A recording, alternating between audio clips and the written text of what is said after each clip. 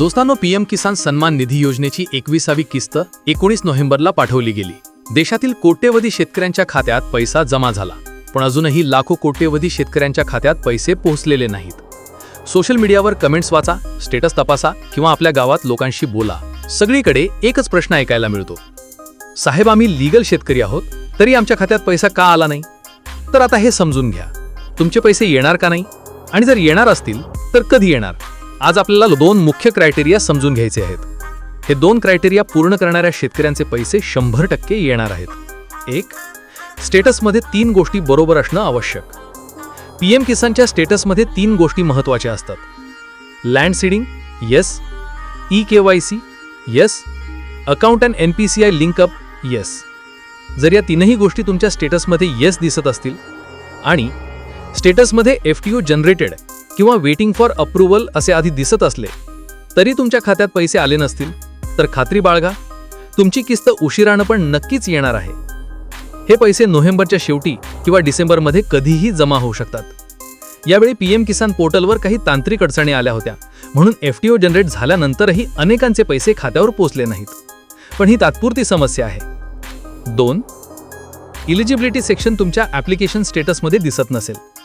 काही शेतकरी असे आहेत ज्यांच्या ॲप्लिकेशन स्टेटसमध्ये हे 3 क्रायटेरिया दिसतच नाहीत, म्हणजे लँड, ई-KYC, NPCI यांचे विभाग दिसत नाहीत। ही चांगली गोष्ट आहे, अशा शेतकऱ्यांचे पैसेही येणारच आहेत, कारण याचा अर्थ तुमची माहिती आधीच सिस्टममध्ये पूर्णपणे व्हेरीफाईड आहे। रुका हुआ पैसा कसा मिळतो?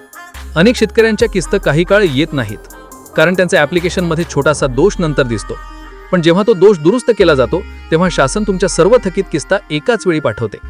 उदाहरणार्थ, तुमच्या 18 किस्ता आल्या, 19 आणि 20व्या किस्ता थांबल्या, 21व्या किस्तेच्या आधी तुम्ही चुका दुरुस्त केल्या, तर 19, 20 आणि 21 या तिन्ही किस्ता एकत्र जमा होतात, कारण तुमचे पैसे वित्त मंत्रालयाच्या OD अकाउंटमध्ये आधीच जमा झालेलं असतं।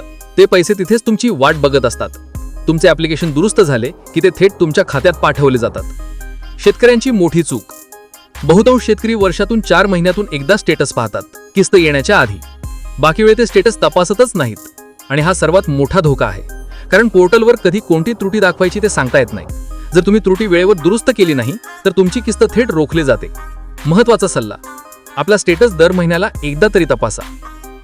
पीएम किसानच्या बद्दलच्या अफवा, चुकीचे व्हिडिओ, फेक माहिती याकडे लक्ष न देता अधिकृत अपडेट फॉलो करा।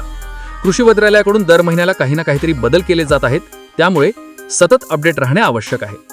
शेवटी, ज्यांचे सर्व क्रायटेरिया बरोबर आहेत, ज्यांचा FTO बनला आहे किंवा वेटिंग फॉर अप्रूव्हल दिसला आहे, त्या सर्व शेतकऱ्यांचे पैसे नक्कीच येणार आहेत।